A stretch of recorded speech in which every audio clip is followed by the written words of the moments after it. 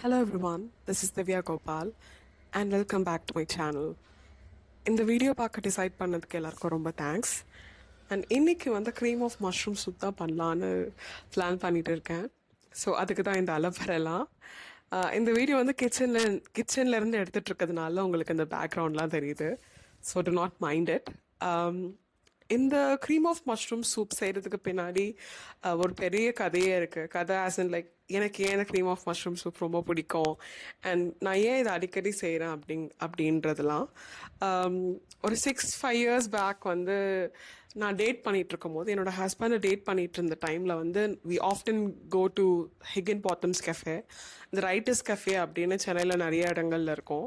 So அதில் one of the branch கோபாலபுரமில் இருக்க ரைட்டர்ஸ் கஃபேக்கு தான் நாங்கள் போயிருந்தோம். அண்ட் அங்கே வந்து just like that we ordered a cream of mushroom soup.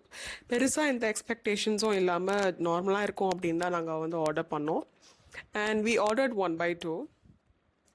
Soup வந்து நாங்கள் குடித்தோம். எனக்கு ரொம்ப பிடிச்சி போயிருந்தது. அந்த சூப்போட கலராக இருக்கட்டும் அண்ட் அதோட கன்சிஸ்டன்சி, டேஸ்ட், டெக்ஸ்டர் எல்லாமே அவ்வளோ ப்ரில்லியண்ட்டாக இருந்தது. ஏன்டா இதை 1/2 ஆர்டர் பண்ணோம்னு சொல்லிட்டு திருப்பி இன்னொன்று வாங்கி குடித்தோம். It was so good. And அதுக்கப்புறமா அந்த சூப் வந்து அதே டேஸ்ட்டில், அதே டெக்ஸ்டரில், அதே ஃப்ளேவரில் வந்து திருப்பி குடிக்கணுங்கிற ஆசையில் நிறைய ரெஸ்டாரண்ட்ஸ் போயிட்டு அதை ஆர்டர் பண்ணி குடிச்சிருக்கோம். பட் அந்த டேஸ்ட் வந்து எனக்கு வேறு எங்கேயுமே கிடைச்சதே இல்லை. ஸோ ரொம்ப கடுப்பாகி சரி அந்த க்ரீம் ஆஃப் மஷ்ரூம் சூப்பை நம்ம வீட்லேயே ட்ரை பண்ணலாம் ரெசிபி பார்த்து அப்படின்னு தான் வந்து பண்ணிகிட்ருக்கேன். பட் இது நான் ஆல்ரெடி முன்னாடி நிறைய வாட்டி பண்ணி அதை வந்து அந்த ரெசிபியை வந்து கொஞ்சம் இம்ப்ரூவைஸ் பண்ணி நிறைய இன்க்ரீடியன்ஸ்லேருந்து கொஞ்சம் கம்மியான இன்க்ரீடியன்ஸில் எப்படி பெஸ்ட்டாக பண்ணலாங்கிற ஒரு வேர்ஷன் தான் இது இப்போ நான் பண்ணிகிட்ருக்கிறது. அண்ட் இந்த சூப் பண்ணுறது வந்து ரொம்ப ரொம்ப ஈஸி. இதுக்கு வந்து ஒரு 10-15 இன்க்ரீடியன்ஸ்லாம் தேவையில்லை. ஒரு ஆனியன், ஒரு கார்லிக், அதுக்கப்புறம் வந்து மஷ்ரூம்ஸ் இருந்தாலே போதும். இதை வந்து ஈஸியாக பண்ணிடலாம். க்ரீமுக்கு வந்து நம்ம வந்து நிறைய ஆப்ஷன்ஸ் இருக்குது. நம்ம வந்து வெளியே கடையில் போய் தான் க்ரீம் வாங்கணும்னு அவசியம் இல்லை. So I just tell you how to do it. So பேசிக்காக மஷ்ரூம்ஸ் வந்து ஃப்ரெஷ் மஷ்ரூம்ஸாக வாங்கி வச்சுக்கோங்க. பட்டன்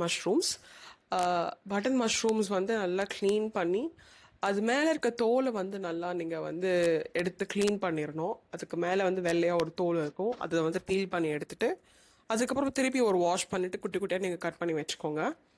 அதுக்கப்புறம் கார்லிக் அண்ட் ஆனியன்ஸ். இப்போ ஒரு 5-6 பேருக்கு வந்து நீங்கள் சூப் பண்ணணும் அப்படின்னா 2 onion and 2 garlic pods the full pods வந்து தேவைப்படும். இல்லை ஒரு 2 பேர் தான் நீங்கள் சாப்பிட்றீங்க அப்படின்னா எங்களை மாதிரினா நீங்கள் ஜஸ்ட் ஒரு ஆனியன் அண்ட் ஒரு 10 பல் இருக்கிற மாதிரி ஒரு கார்லிக் பாட்ஸ் வாங்கி வச்சுக்கோங்க போதும். ஸோ அதெல்லாம் வந்து க்ளீன் பண்ணி நீங்கள் வந்து குட்டி குட்டியாக நறுக்கி வச்சுக்கோங்க. ஸோ இது செய்கிறதுக்கு வந்து ஒரு சாஸ்பேன் எடுத்துக்கிட்டு ஃபஸ்ட் வந்து பட்டரும் ஒரு இன்க்ரீடியண்ட்டான்னு கேட்காதீங்க. Butter is like a basic thing. நம்ம எது சமைச்சாலும் ஒரு ஆயிலோ இல்லை ஒரு பட்டரோ இருக்கணும். ஸோ பட்டர் போட்டுக்கோங்க. அண்ட் பட்டர் இல்லைன்னா just regular refined oil is good. Butter இல்லை கீ போட்டுட்டு அது வந்து மெல்ட் ஆகும்போது நம்ம கட் பண்ணி வச்சுருக்க இந்த கார்லிக் பாட்ஸை வந்து போட்டுட்டு ஒரு ஃபியூ செகண்ட்ஸ்லேயே வந்து ஆனியன்ஸ் ஆட் பண்ணிடுங்க. பிகாஸ் கார்லிக் வந்து ப்ரௌனிங் ஆக ஆரம்பிச்சிடும். அப்போ அது ஃப்ளேவர் வந்து கொஞ்சம் வேறு மாதிரி மாறிடும். ஸோ அதுக்கப்புறம் கார்லிக் ஆட் பண்ணதுக்கப்புறம் கொஞ்சம் ஆனியன்ஸ் ஆட் பண்ணிவிடுங்க. அண்ட் ஆனியன்ஸ் ஆட் பண்ணதுக்கப்புறம் ஒரு 20 செகண்ட்ஸ் 40 செகண்ட்ஸ்க்கு அந்த ஆனியன் வந்து நல்லா வந்து வதக்கணும். ஆனியன்ஸ் வதக்கினதுக்கப்புறமா ஒரு நிமிஷம் கழித்து மஷ்ரூம்ஸ் ஆட் பண்ணிவிடுங்க. இந்த மஷ்ரூம்ஸ் ஆட் பண்ணதுக்கப்புறமா சால்ட் போட்டுட்டு அந்த மஷ்ரூம்ஸ் கொஞ்சம் குக் ஆனதுக்கப்புறம் தண்ணி விடும். தண்ணி விடுற வரைக்கும் அதை நல்லா குக் பண்ணி வச்சுக்கோங்க. அதுக்கப்புறமா வந்து இதுக்கப்புறம் தான் அந்த சூப் பண்ணுறது வந்து ஸ்டார்ட் ஆகும். ஸோ பேசிக்காக இந்த ஆனியன் கார்லிக் இந்த மஷ்ரூம் மிக்சரில் வந்து ஒரு 3/4 வந்து நம்ம சூப் பண்ணுறதுக்கு வந்து தனியாக எடுத்து வச்சுக்கணும்.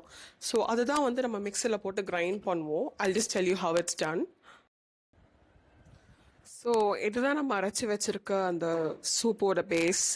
அந்த ஆனியன், கார்லிக், மஷ்ரூம் எல்லாம் சேர்த்து அரைச்சா அந்த பேஸ் பார்க்கறதுக்கு கொஞ்சம் வேர்க்கடலை சட்னி மாதிரி தான் இருக்கும். ஆனால் டேஸ்ட் வந்து நிஜமாக அமேசிங்காக இருக்கும். ஸோ நம்ம பாதியாக அந்த கொஞ்சமாக வச்சுருக்க அந்த மஷ்ரூமில் வந்து இந்த மிக்சரை சேர்த்து விட்டுட்டு நிறைய தண்ணி அந்த அந்த அந்த மிக்சரில் இருக்கிற கொஞ்சம் நஞ்சமாக ஒட்டிகிட்டு இருக்க அந்த சூப் பேஸ்ட்டில் வந்து கொஞ்சமாக தண்ணி விட்டு அதை ஊற்றிட்டு நமக்கு எவ்வளோ சூப் கன்சிஸ்டன்சி நமக்கு எப்படி வேணுமோ அந்த அளவுக்கு தண்ணியும் க்ரீமும் நம்ம வந்து ஊற்றிட்டு அதை குக் பண்ணலாம். இப்போ நான் இன்றைக்கி வந்து இந்த சூப்பில் வந்து க்ரீம் எதுவும் ஆட் பண்ணல. வீட்டில் இருக்க கேஷ்யூஸே வந்து நான் வந்து நல்லா ஒரு 10-15 சோக் பண்ணி இதில் ஆட் பண்ணிட்டேன். நான் அந்த க்ரீம் ஆட் பண்ணது காமிக்கலன்னு நினைக்கிறேன். ஸோ பேசிக்காக நான் வந்து கொஞ்சம் கேஷ்யூவோட அந்த க்ரீமும் மில்க்கும் தான் ஆட் பண்ணேன். அதுக்கப்புறமா அதுக்கு தேவையான அளவு உப்பு அண்ட் ஃப்ரெஷ்ஷாக நம்ம வீட்டில் கிரவுண்ட் பண்ணி வச்சுருக்க பெப்பர் தூள். வேறு எந்த ஹர்ப்ஸோ இல்லை வந்து இட்டாலியன் ஹர்ப்ஸோ மிக்ஸ்ட் ஹர்ப்ஸோ நான் எதுவுமே வந்து ஆட் பண்ணல இந்த சூப்பில். இந்த சூப்போட பெஸ்ட் பார்ட்டே வந்து இது வந்து நம்ம வீட்டில் இருக்க சிம்பிள் இன்க்ரீடியன்ட்ஸ், வெங்காயம், பூண்டு, மஷ்ரூம், உப்பு, இதுலேயே வந்து பண்ணிடலாம். ரெஸ்டாரண்ட் லெவல் எல்லாம் அந்த டேஸ்ட் இருக்கும். இதுக்கு பெருசாக நம்ம வந்து எக்ஸ்பென்சிவாக ஸ்பெண்ட் பண்ணணும்லாம் அவசியமே இல்லை. அண்ட் இந்த சூப் கண்டிப்பாக நான் வீக்லி ஒன்ஸ் எடுத்துப்பேன். Because it's so good and very comforting. வார்மாக குடிக்கும் போது ஒரு பெரிய ஹக் கொடுக்குற மாதிரி இருக்கும். அண்ட் எனக்கு வந்து I really love having warm foods and soup.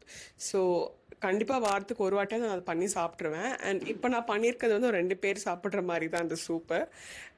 நான் சூப் குடித்தோன்னே என்னோடய எக்ஸ்ப்ரெஷன் பார்த்தாலே உங்களுக்கு தெரியும், சூப் நிஜமாவே ரொம்ப நல்லா இருந்தது.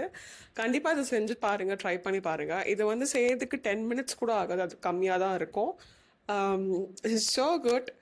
ஸோ அப்படியே சூப்பை குடிச்சிட்டு டிவியை ஆன் பண்ணிவிட்டு எனக்கு பிடிச்ச மாதிரி இந்த பேக்ரவுண்ட் மியூசிக்கை போட்டுட்டு அப்படியே நான் அந்த ஈவினிங்கை ஸ்பெண்ட் பண்ணிட்டேன். So I'll see you in the next video then. Ta-ta, bye-bye.